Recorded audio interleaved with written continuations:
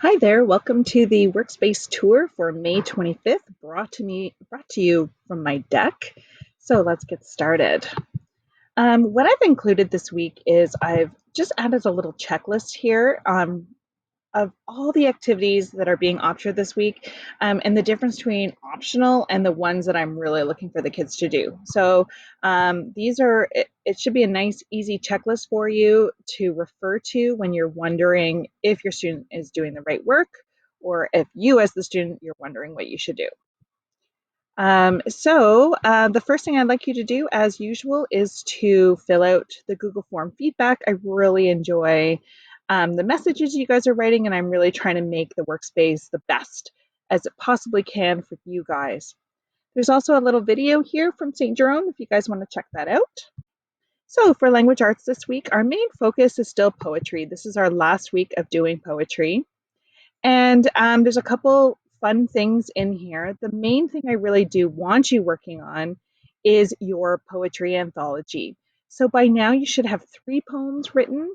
The goal is to write 4 different types of poems, and these are all the different types of poems you can choose from. And if you didn't check it out last week, there is a scavenger hunt that uses Google Earth, and it goes around the world looking at different spots of poetry. I know the students who did do it last week really enjoyed it, so you should check that out. So that is poetry.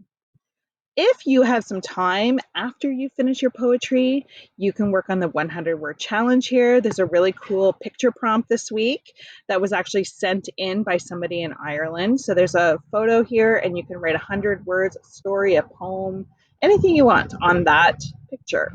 Then, of course, there's 6 minutes. I know people are really enjoying the podcast. And then, of course, there's the virtual book club. But the main goal, guys, is to be working in poetry. In math this week, I've tried to set it up so it's kind of clear here. I know Happer Workspace isn't the best thing for distance learning, but it's all we have. So we're going to be doing a warm-up. And this is just sort of, I ordered some shoes, and it's just a shared Google slide. So you're going to try to look at this chart and decide when my shoes are actually going to arrive. Everybody should be able to participate in this. Then the next thing you're going to do is here's a lesson on the difference between mean and median in a data set. So there's a bunch of videos for you to watch, and then there's like a little prompt after each little clip of video to help you understand what mean and median mean. Then there is going to be a Pear Deck task. It's up here, number 3.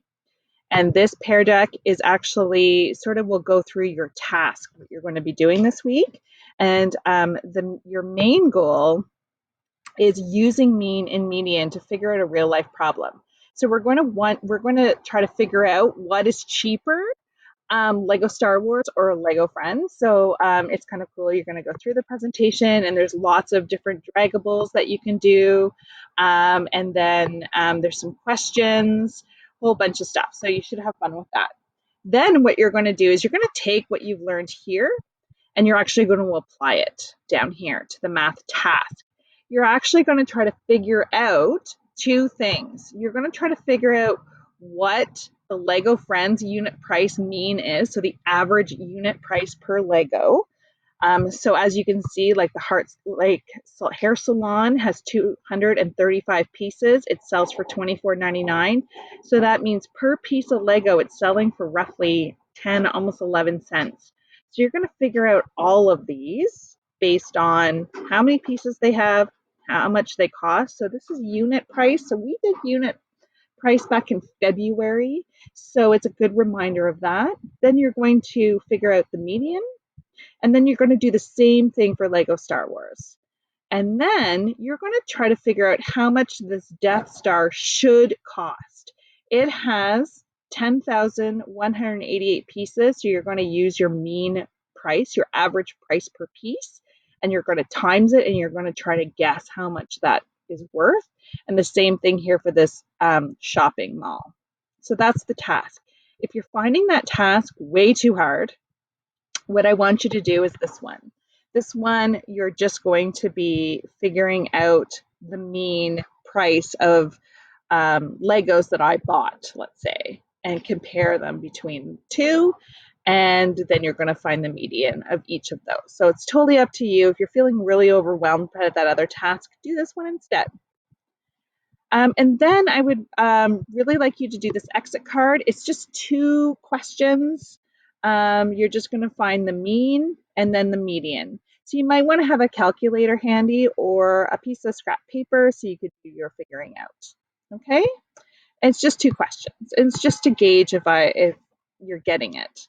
And then the last thing is I've put a new mission in for Knowledge Hook. There was a couple people that did the mission last week. I really like these missions. Now, the last thing we're going to do is we are going to have a Google Meet. I'm just going to check my own calendar and see when and the best time to do it. It's a really special Google Meet this week. We're actually going to be doing a slide deck all about SaintFX, and I'm actually going to get a grade 7 SaintFX student to join our meet. So if you have any questions about SaintFX, it'll be, or just grade 7 in general, like is the work hard? What's it like getting there? Blah, blah, blah. Okay, so even if you're not going to SaintFX, it's still going to be worthwhile for you to come to this Google Meet because you'll learn all about grade 7. That's it for now. If anybody has any questions or concerns, please send me a message on email. I love getting emails from you guys, and remind messages. Have your parents send a message to me. That would be great. Have a great week, guys. Enjoy the weather.